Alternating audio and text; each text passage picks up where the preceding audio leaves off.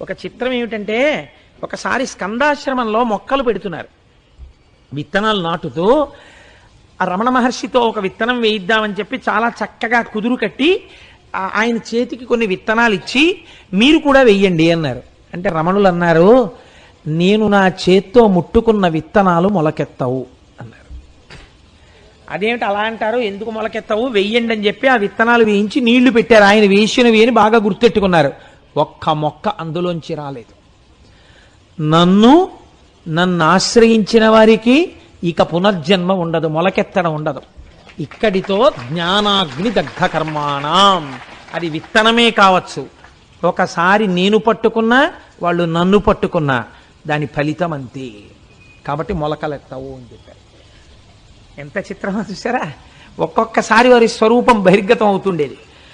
ఇటువంటి భగవానులు, ఆత్మ సర్వగతం కదండి, అంతటా ఉంటుంది ఆత్మ.